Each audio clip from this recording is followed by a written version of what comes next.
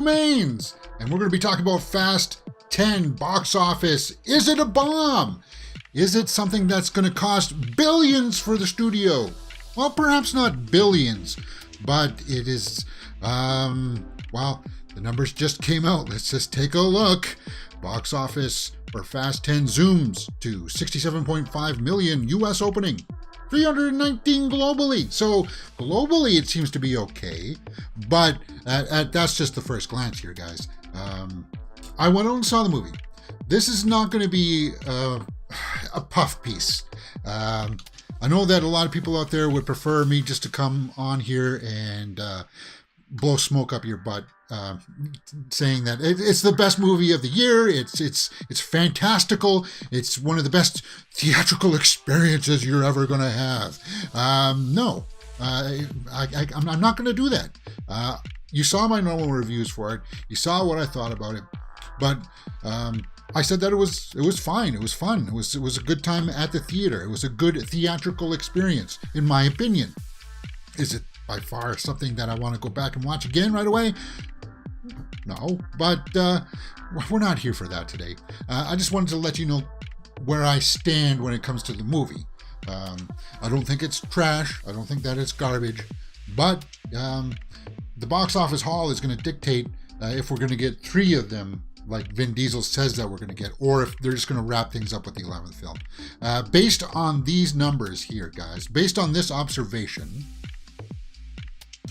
67.5 million for this weekend. Now, it is a long weekend here in North America, so we will have one extra day here tacked on to the total.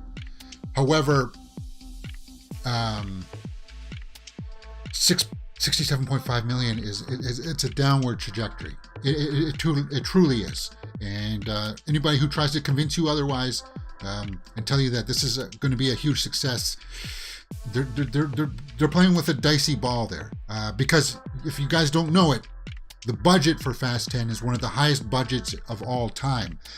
Being posted here is 340 million, and I probably even think it's more than that, which is outrageous for a movie to be costing that amount.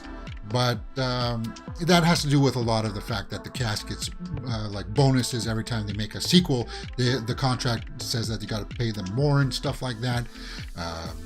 Some of the stunt work in this, of course, cost a lot of money too.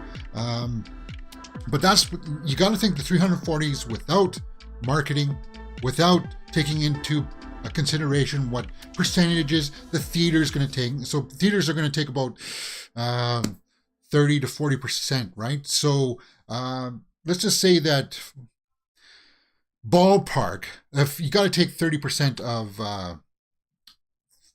340 million, you're looking at 480, 490. So then that's without marketing, the big, huge marketing campaign for it. So I would say they probably put another 100 million on that for marketing. So let's be generous here and be a little bit overboard with my prognostication to begin to start to break even. And that's got to be around 600 million. 600 million just to start to break even for Fast and Furious. Can that be achieved? Well, the 67.5 for a domestic haul scream at you that it couldn't make that back. Does it? Does it really? Are you going to make that case? Because we can see here that most of the money is being made internationally. And I expect when they make Fast 11 that it'll be even lower than 67.5 million next time around. Why do I say that? Because when we pull up the numbers, the trajectory of what's been happening here, opening weekends, Fast 9 opened for 70 million. And that was during the pandemic. Everybody says, well, Fast 9 wasn't so big at the box office because it was during the pandemic. But it still had a 70 million opening. And Fast 10 is not during the pandemic, and it's only open to 67.5. So the whole argument of Fast 9 was during the pandemic, that just loses a little bit of credibility in my eyes. Fast 9 capped out at 719.3 worldwide. Fast 10 Like the full accurate numbers won't be out until Tuesday, guys. Once everything gets, like, we'll go over it tomorrow on the live movie news show.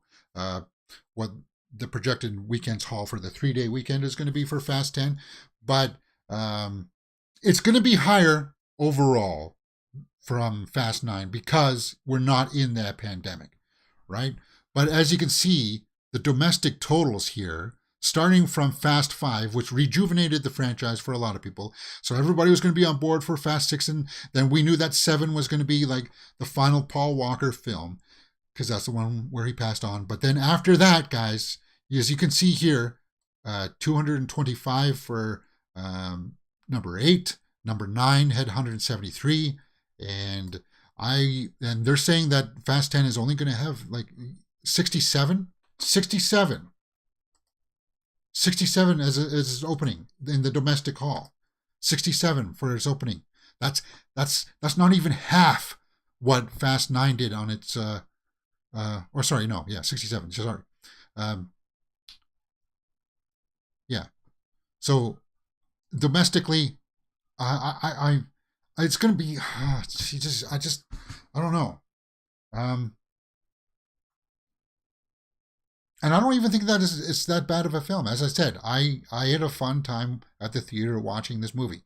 Did I have my issues with it? Could it have been shorter? Yeah. We could have cut an easy 15, 20 minutes out of that film. You get up in the middle of Fast 10 and to go get a refill on your pop or get more popcorn, and you're not going to miss anything from the story.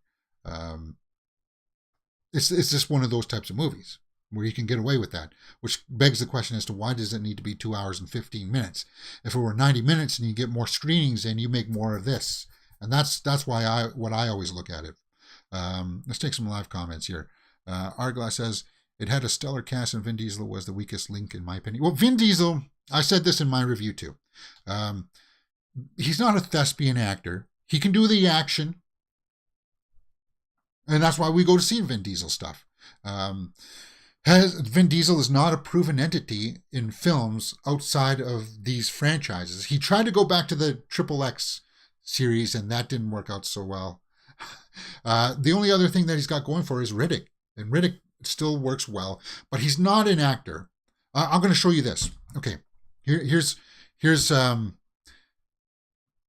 I'm going to outact Vin Diesel with this. I'm in a car. My friend just died. Ah! See that reaction? That, I just outacted everything that Vin Diesel has in his repertoire of acting. His response of his friend dying in a car is, see? It's not that hard. But for some reason, he just doesn't do it.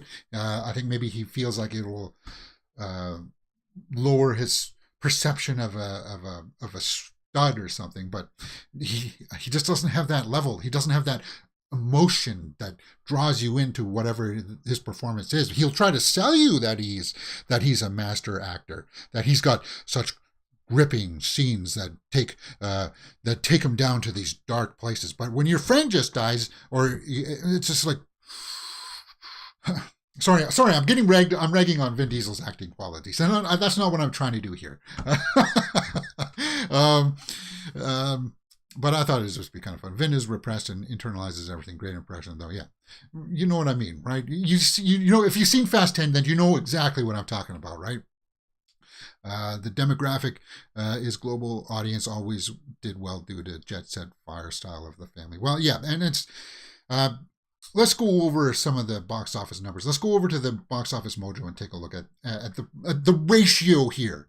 Fast 7, 353. That was the highest one domestically, right? But it made internationally 1.1. So internationally, maybe we can sit here and say that it can make $1 billion, but it's not going to make 350 domestically. Fast 8 had 226 domestically. So as you can see, there's automatically a big drop there from 7 to 8, almost 100 million, or more than 100 million, 130 million there. And international numbers went down there too, from 7 to 8.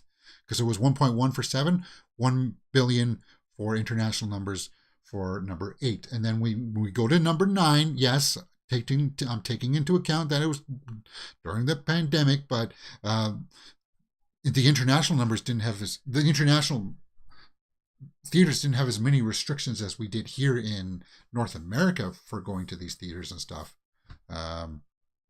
Domestic numbers are down. International numbers are cut in half. Now, that's not going to be the same case for number 10 because we're not in the pandemic. But can it be a return to the billion-dollar form for number 10? I'm not sure.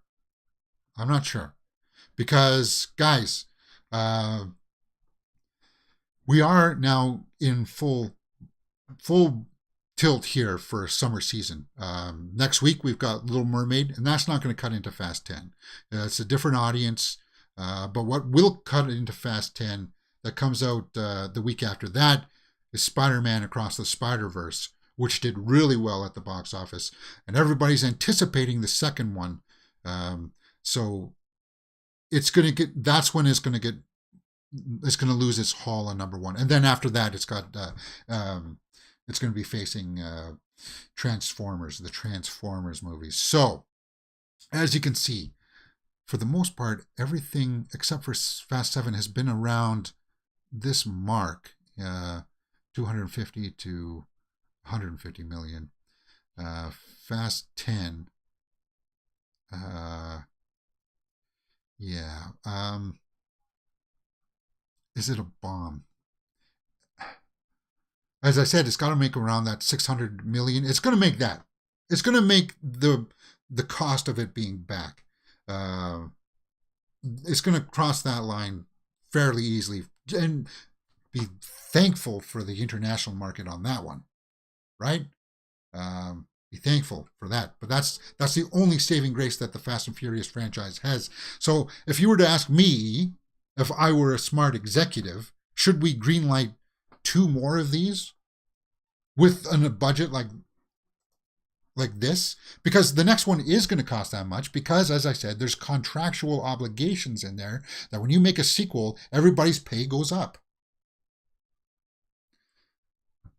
I would say we're going to just finish it out with number 11, and that's it for this franchise.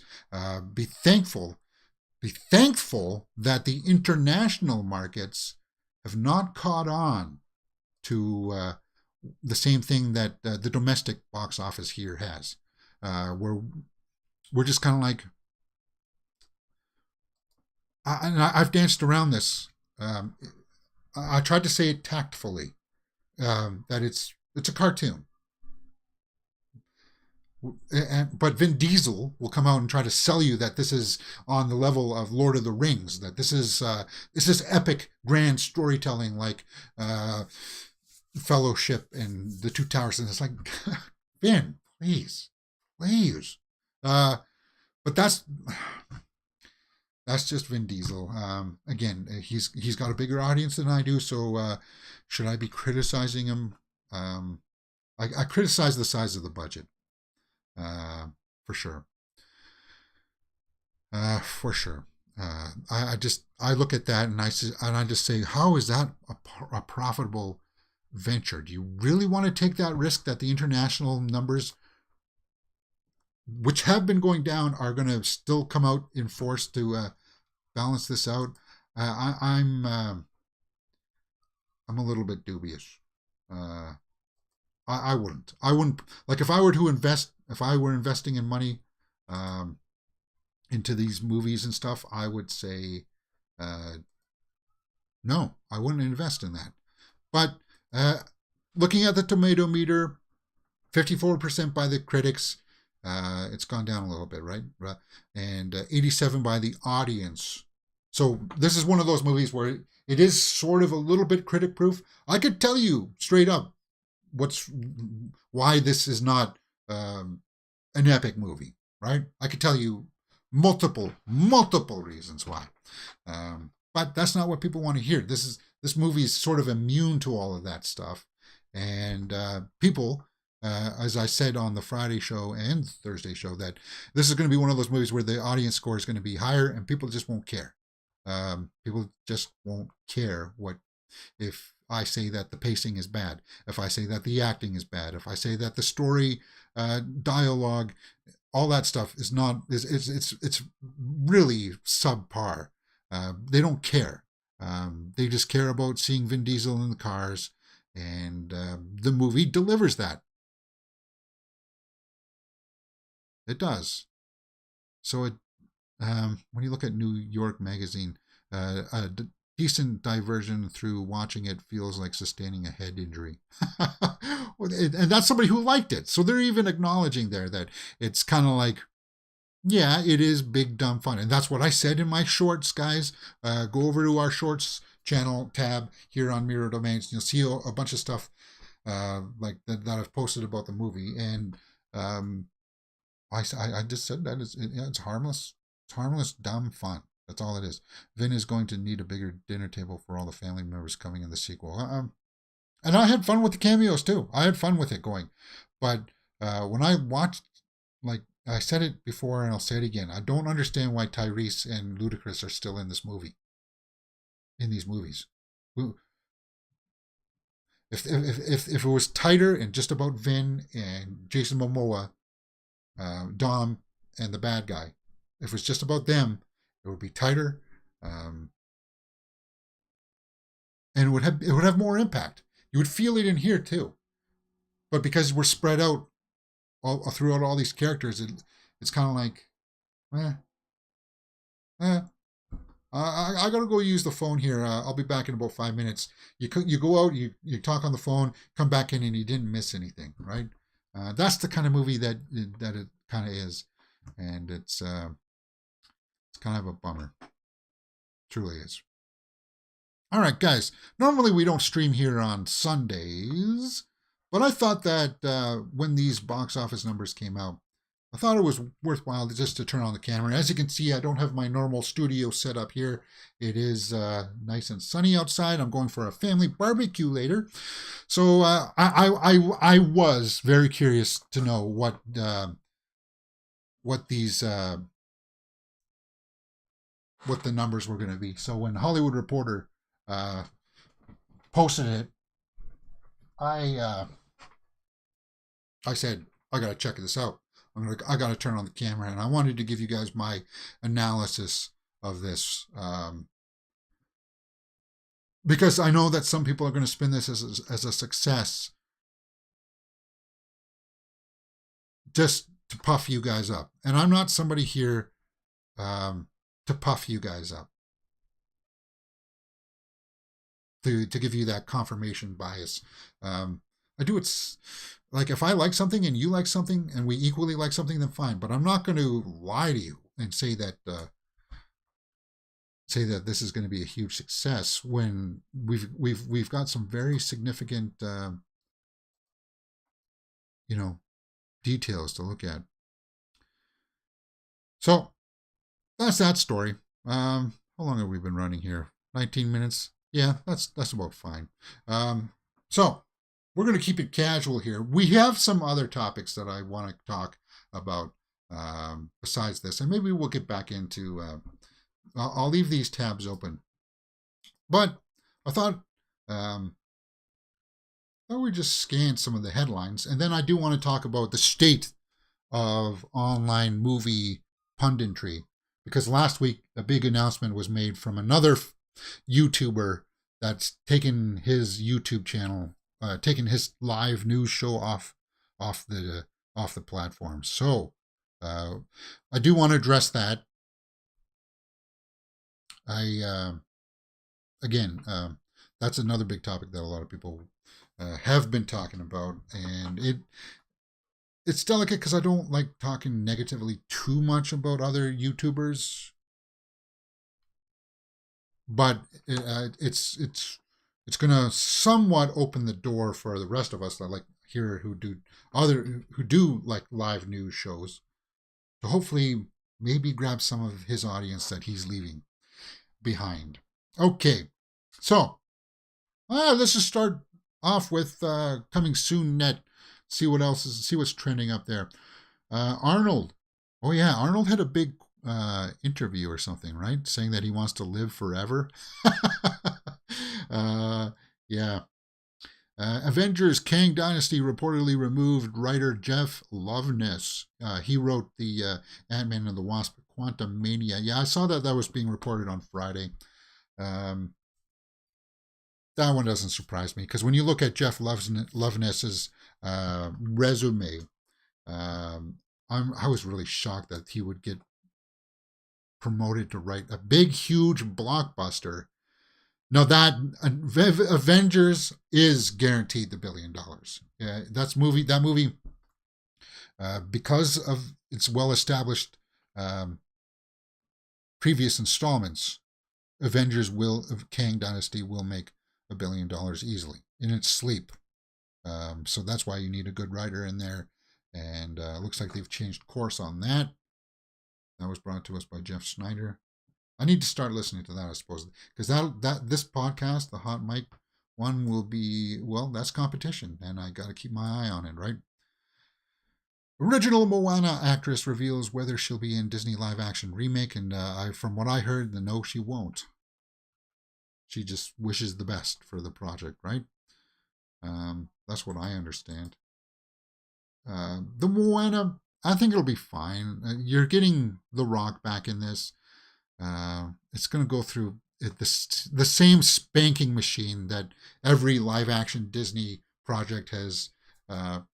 So it's kind of like, it's going to go through, oh, you should have cast somebody else like that. Oh, and it already has actually started to go through that spanking machine. Because they hired one Hawaiian actress, and then a bunch of people came out and said, oh, her skin isn't dark enough. And it's like, okay, you can't please anyone. You can't please everyone. But I think we should do a full live reaction watch along for this Moana, because I'm just curious about it. And I've been really enjoying watching the Grumpy Man reactions.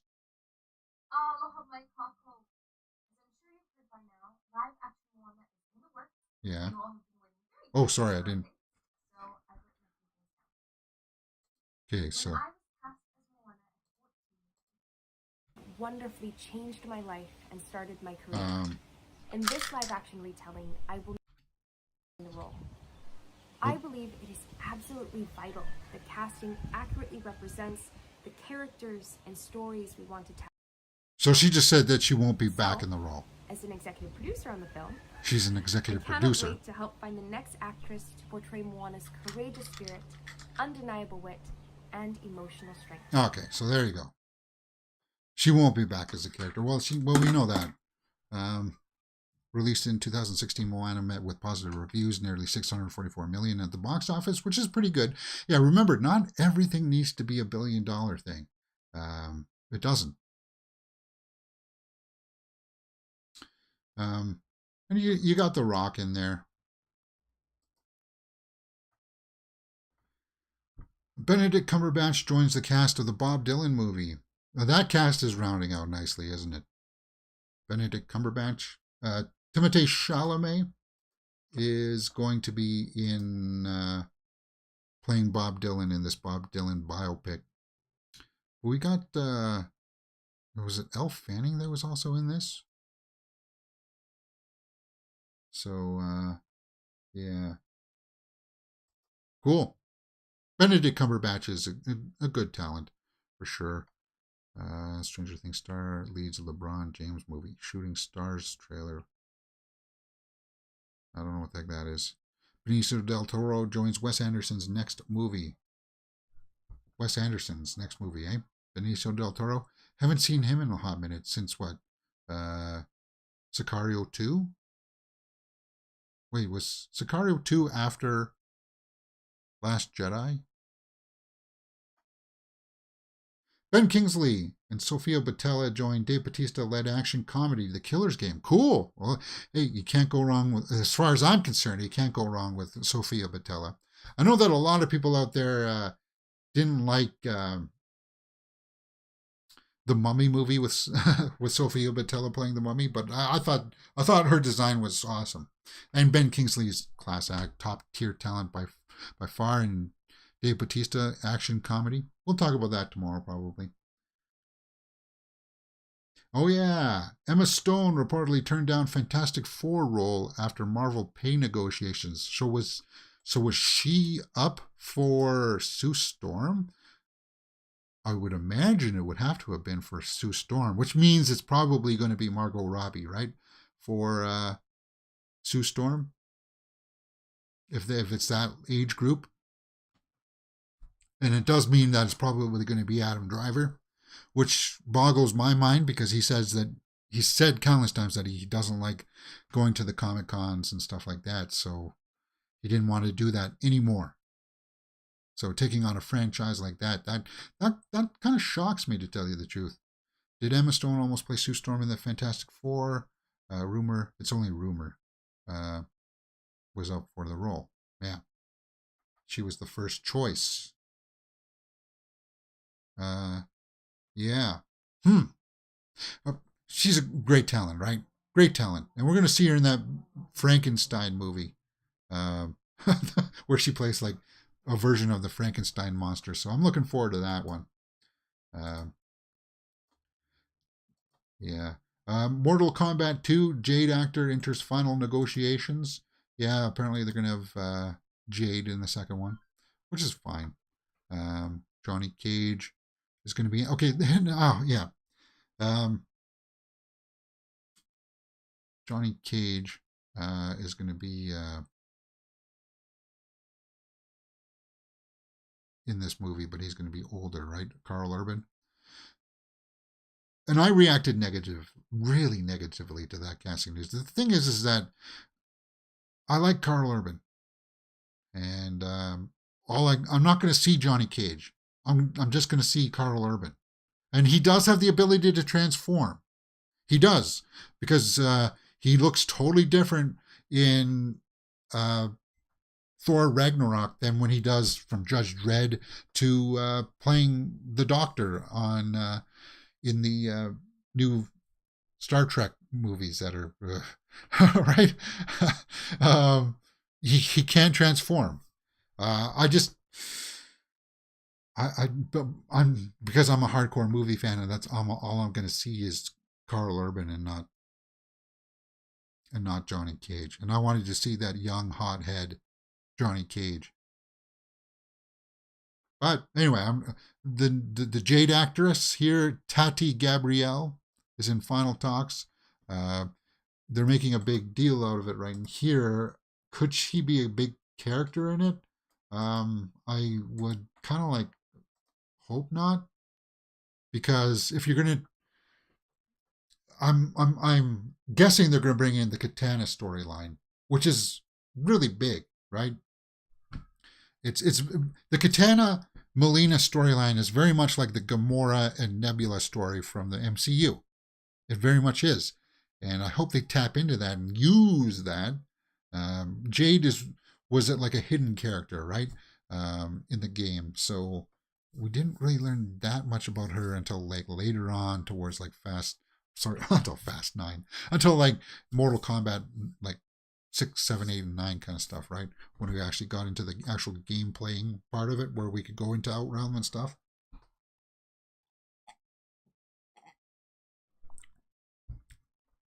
But anyway, I am looking forward to it regardless.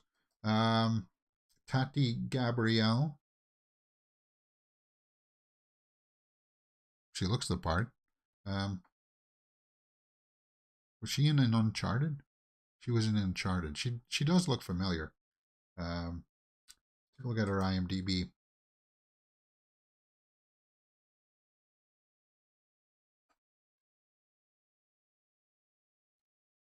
Kaleidoscope. Oh, okay. Yeah. Now that really comes back. I was just like looking at her with the short hair. She had short hair in Kaleidoscope, right? I really like Kaleidoscope. We had fun watching that here on the channel. She's also in You, and she was in Uncharted. Okay. Yeah. All right. That's the Mortal Kombat 2 headline.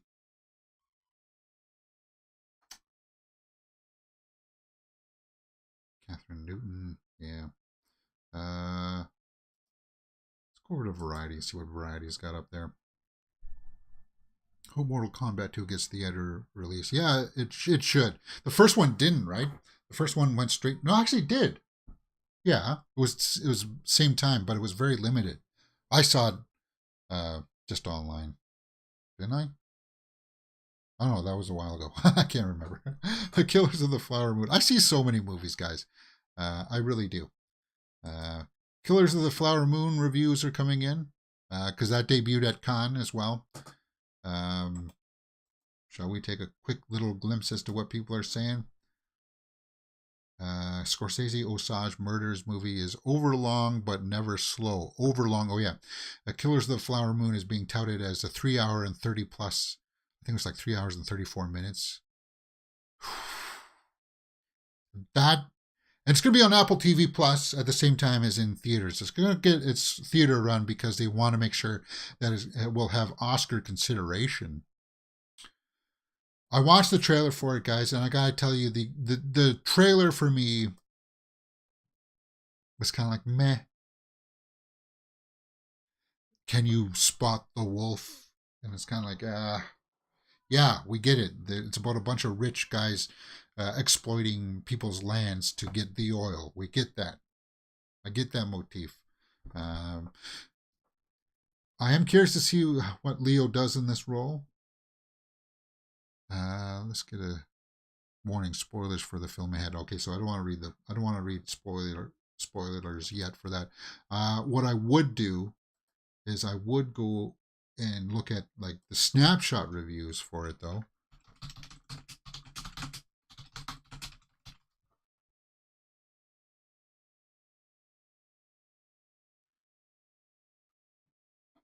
What? What? It's not up there? 96%. Okay.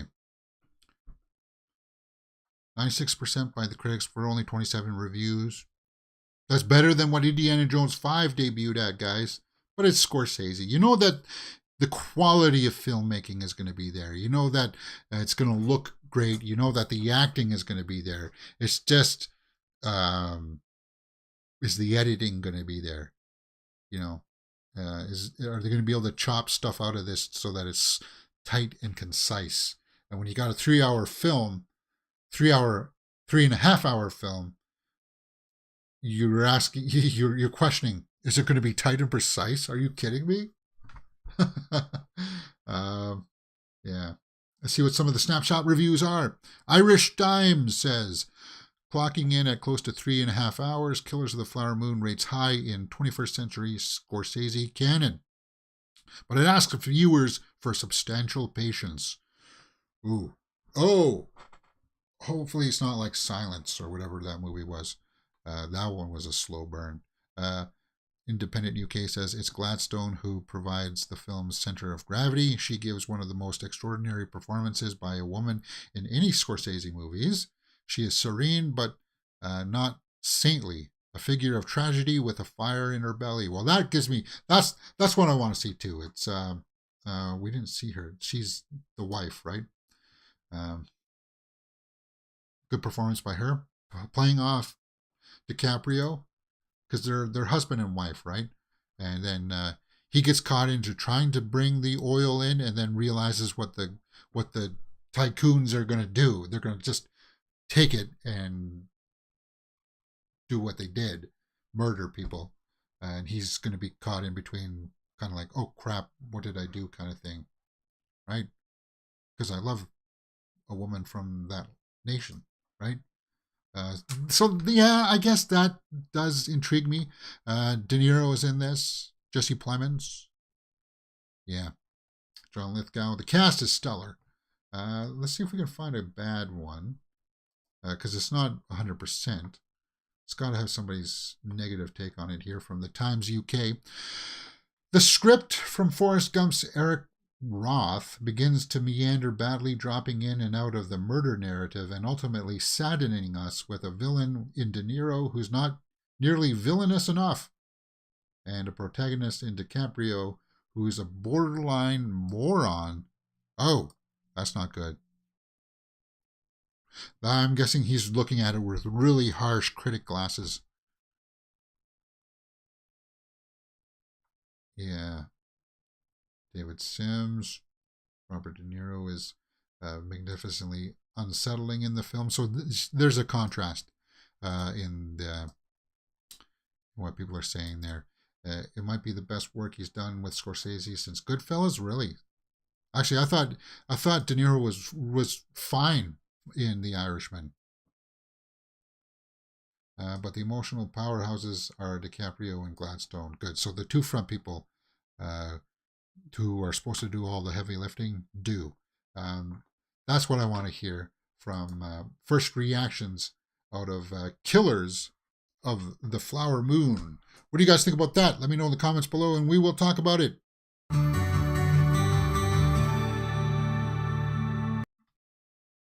All right, we'll chop that out. We'll talk about that. Where were we? We were on Variety, right?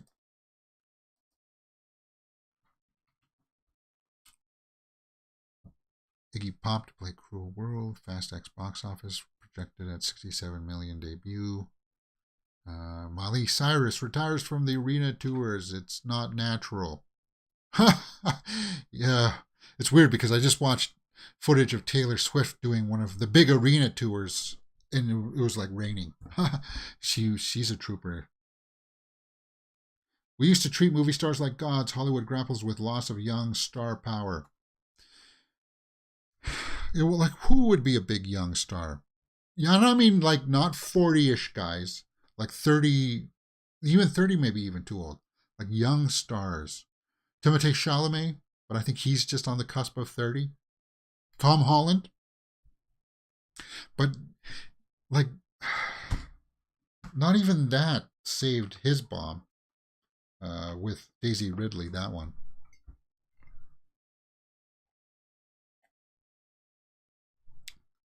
Yeah. But there's still stars out there. For sure. How Pete Davidson wound up in one of the biggest blockbusters. They're talking about Fast 10 there, guys. And Fast 10 is, again, sorry, going back to that, is it, Fast 10 is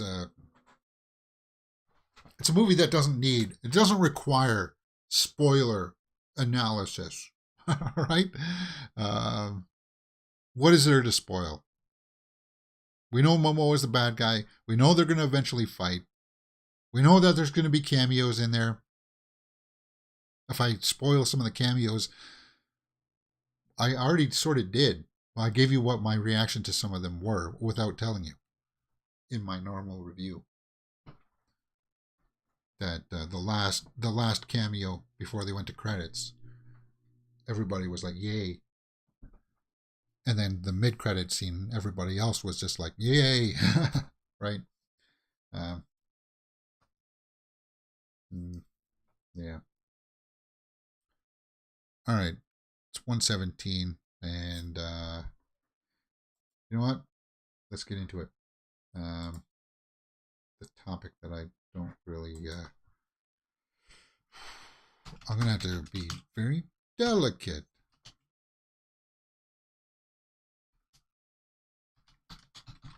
about, because I have watched some stuff here. And actually, I want to pull up my channel. I'm going to pull up the analytics on my channel before we go into this. Hoping Zolo Marudina becomes a big star after Blue Beetle. He's only 21 years old. Well, it's possible. And he's also got Cobra Kai going for him, right? All right. So, if you are a big fan, Halle Bailey, she's 23, rising star too, and she can sing, right? Halle Bailey, she's going to be big. Bright future ahead for her. But like Anya Taylor-Joy's coming up on 30s. She's Anya Taylor-Joy's. I would go watch anything that she's in. What am I looking for? Audience. Okay. This is going to sound trite, but I need it. I need. I need to. I sort of did this on. Was it Friday show that I talked about?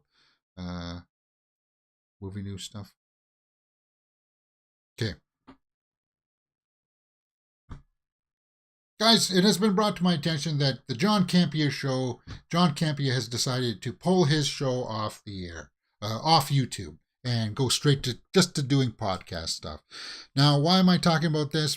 Why am I going to address this? Is because I do a movie news show here daily, 11 a.m., Monday to Friday. Well, not every day, but most of the weeks, most of the days of the week, we do talk about movie news stuff. And he's just gotten to the point where I think that it's just the toxic fandom has gotten to him. He made some choices recently about his show, about putting it behind like a paywall, and people really didn't react well to that.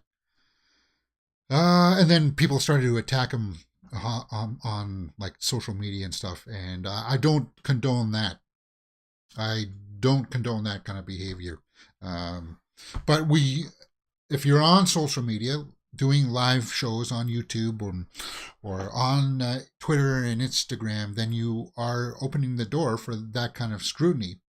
But when you go after people's families and stuff like that, from what I heard, then I can totally understand that. Yeah, you would not want to be doing this stuff anymore.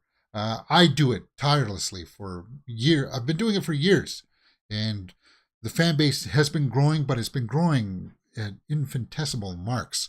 Uh, the shorts really help the channel grow, get people's awareness to that. Oh yeah, we do live streams. We do live streams talking about movies here. But the problem for me that I find is YouTube. Um, like, um, I look at my analytics, and we're right now we are in the sweet spot for when my fan base is online watching, should be watching. Right now, the analytics are saying that a lot of people should be here in the live stream, or at least be aware of it, right? And they're just not. uh, but James, that could be just because you got the title wrong or something like that. No, it's not. And this works for that JC guy that we just talked about as well. I showed this on the weekend that before the weekend that if you go to the movie news topics here, like you type in new movie news on the YouTube search bar, because I'm a live show, I should come up as a priority because it's live. But as you can see here, not even John Campea's stuff comes up here, right? I'll have to scroll like really far down here to start maybe getting to that kind of stuff. But he does movie news. I do movie news. We do see some. We do see some, but it's from channels that are not primarily movie news. They do like Looper does an amalgamation of a whole bunch of other stuff. And then of course, sorry guys, you're getting a little bit of my subscription feeds in here as well, right? Stuff that I look at for like other parallel content. And Campia's argument that perhaps that the audience just isn't there anymore, and the ones that are left are that toxic people that are like, you do it the way that we like it, and if we don't like it, then we're gonna say huge nasty stuff about you. It's that, because right now the big stuff that gets clicks is the outrage culture. It's the stuff that's kind of like, I'm angry with the way that things are in my life, so I'm going to go online and find other channels that are making content about being angry about the state of things. And that's really eating up a lot of stuff, which is not where I want to talk about. Like, even when I came on here and started talking about the Fast and Furious box office, I was like, I'm not going to sugarcoat things for you guys. I'm not going to try to ham things up for you guys to get those clicks kind of thing. My thumbnail is, but once you actually start to see the content, you can see that I'm of that level of mind, right? Campia is somebody that I watched all the way back from like the closet stage where he was in an AMC, right? He doing it all by himself there, and then he brought in people like Schnepp and Harloff and stuff, and I watched it since then. I had stopped watching him since the first time he left Collider. He's somebody like he likes to talk about movies for sure, and he's good at articulating his thoughts about it. But once you start to look past that a little bit, and you start to watch him on a little bit more of a consistent basis, his depth of analysis on certain things is just it's a retread of certain thoughts and ideas that just come up. It's kind of like if I were to start the stories off talking about the Fast and Furious headline, you got to listen to a whole 3 or 4 minute segment of me talking about my experience with the first Fast and Furious movie. You got to listen to me going to the theater and farting in the middle of Fast 7. You got to listen to those stories before we get into actual talking about Fast 10. And right, that's sort of what he does. And sooner or later, it gets tiresome hearing that, right? Just talk about the story, man. But he's going straight to podcasting, which is okay. I get it. He talked in his videos that it takes a lot of effort to put in these shows, and I can verify that. We did a show last week where you guys got to see me put together the show notes and organize things for the way that I do things here on the side. And you saw me put together the graphics and everything for these sidebars and everything. Now, I don't think it's quite as long as he's portraying it as. He says that he's working late at night and then early in the morning, 12, 14 hours a day on this. The thing is that once I'm done the live stream, I put together the shorts and stuff like that. It does take time. 14 hours though? No. If you really, really wanted to know your stuff and know these stories in and out, yes. And what I have an advantage over him is that it's just me. The way that he does it is that he gets the notes, and then he's got to ship it out to everybody that he works with, and they've got to read the notes. They got to confer as to what topic, like what highlight points they want to go over and stuff. So that does take more time. I can vouch that it does take time out of the day for sure. Would it be nice not to have to put together graphics? You don't have to do that for a podcast. But I'll tell you this, if you're doing it straight on podcast, then you don't need anybody around to do thumbnails or read live chats. You don't need those people anymore. So we'll have to see how that show goes. Knowing that now that he's kind of pulled up shop, I'm hoping that some of the audiences of his will be kind of like, well, I still want to find a live show to talk stuff on, and I want it for free. I don't want to have to be behind that paywall. Hopefully they'll be able to find my channel, but based on what I said here with the search here on YouTube, YouTube is not doing any favors either. They are not. Let's see if I can change things up here in the last hour. Toy Story 5, SERP, Bingo Box. You see a lot of stuff out of India for movie news, and it's just not there. I should be there. If you're like, if let's just say you didn't even know that my channel existed, I should be popping up here.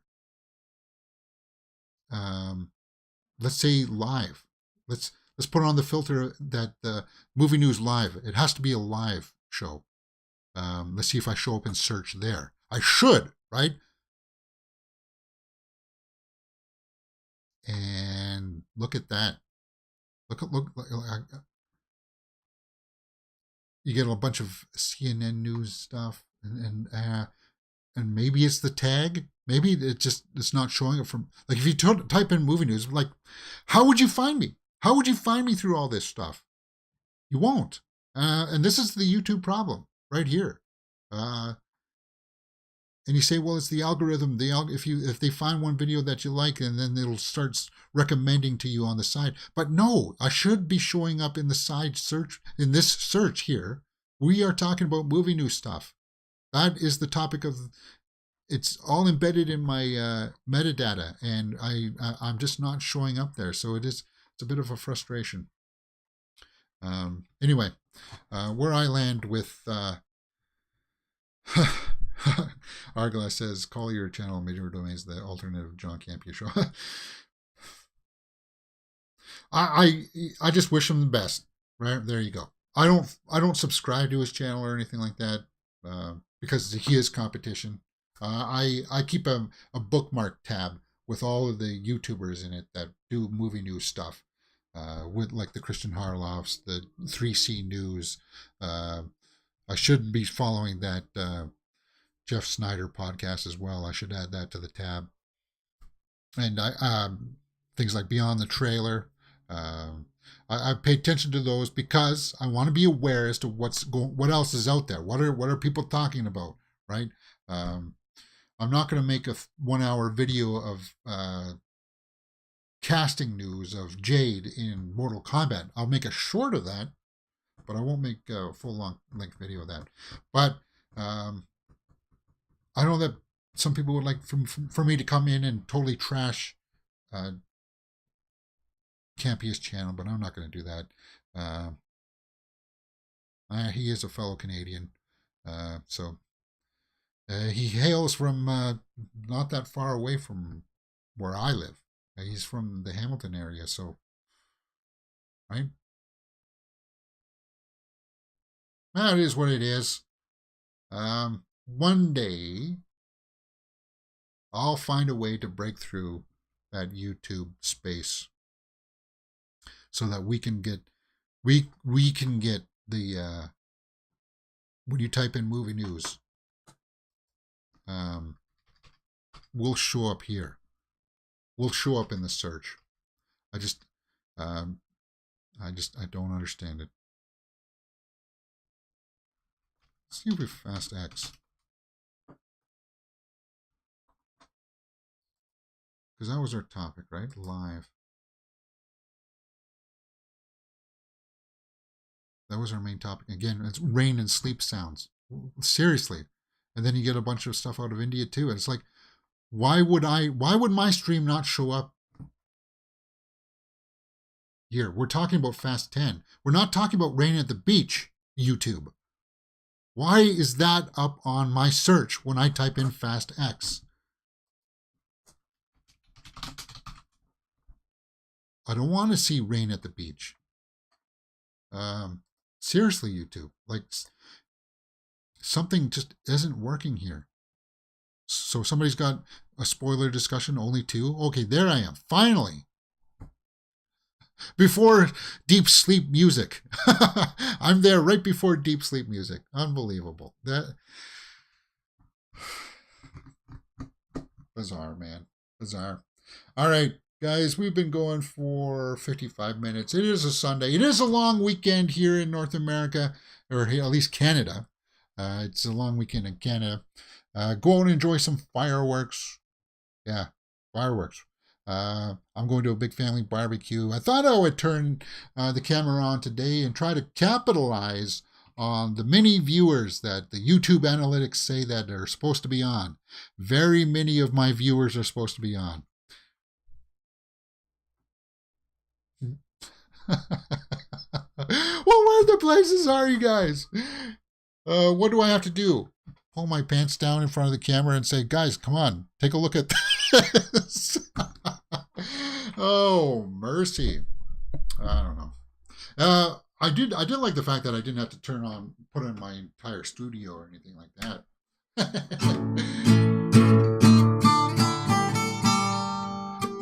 I do agree with the statement that online movie punditry, it's dying. I have to think about trying to expand to other topics. I got to think about trying to reach out beyond the movie and entertainment stuff. It's just that I don't. I'm not sure how to do it yet.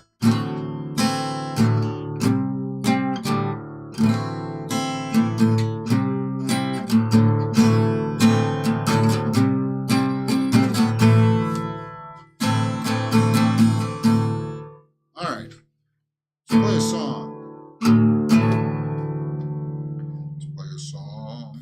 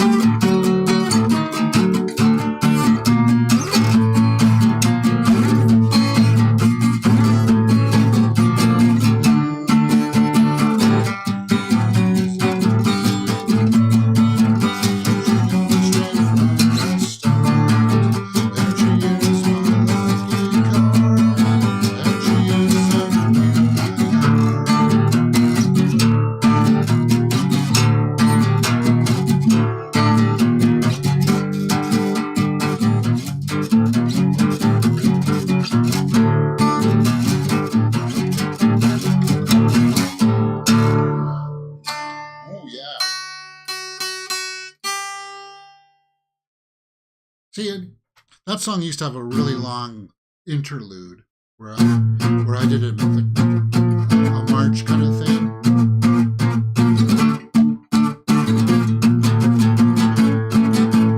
But I don't know, and the solo needs work too.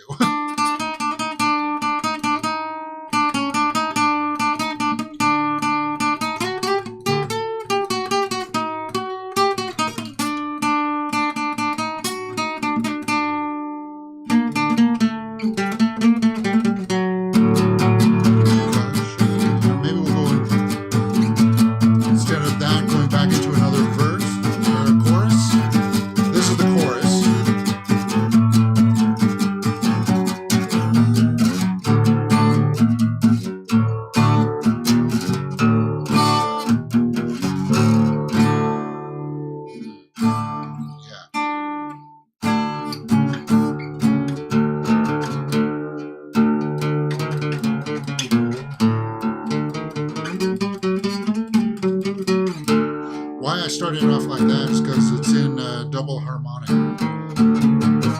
minor harmonic.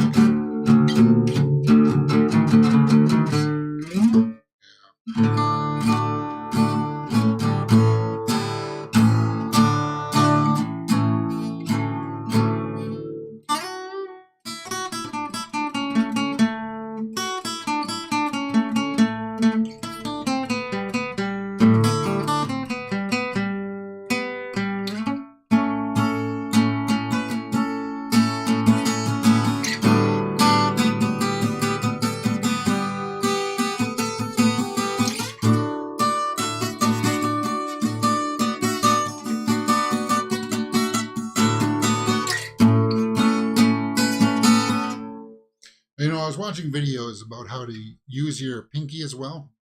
And it's all about the thumb placement. The thing is that for me, they said play as if your thumb is actually underneath instead of actually holding onto the neck, so that it aligns your fingers so that you can do all 4 fingers, right? Put your thumb underneath.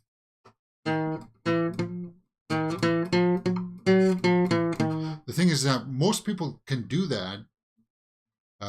Their fingers will line up, but when I do it, my pinky, it curls, like in its natural state. My pinky curls. It wants to curl underneath my ring finger. So I don't know how the heck I'm going to build up the strength to use my pinky in any effective way, because it physically hurts here for me to straighten my pinky out to the point to have as much strength, regardless where my thumb position is. I got no problem. Yeah, it's just I don't. It's an awkward angle, and if I'm holding it down, I'm actually holding it down on the side of my pinky, where most people will be able to hold it straight on. It's just if I would have to physically hold my pinky like this, and it's not about muscle memory or training the muscles. It's just my bone, my fingers just don't do that. So I don't know if I'll be able ever to be somebody who shreds with all 4 fingers.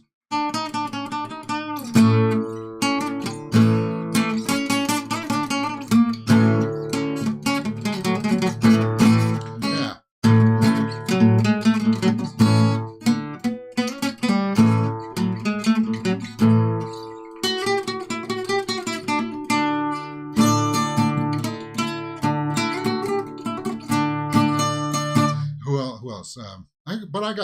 We all have our little quirks, things that are like we pick up from watching other people playing guitar. Like one of the worst habits I got is using my pinky as a stabilizer when I'm going like this, and that's because I saw Jeff Martin from the Tea Party doing that. And you're not going to be able to do a whole bunch of shredding. Because for shredding, you got to be like this, right? You can't have a stabilizer in here and do that. So you'll have to see me stabilizing my hand like this, which is a really bad habit.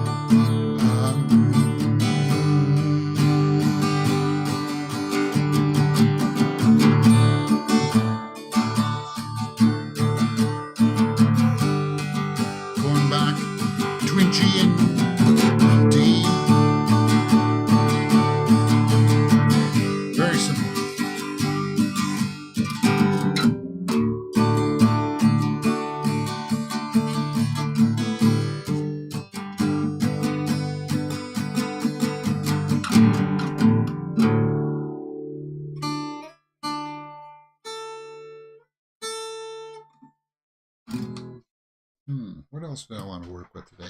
Not too much more after that.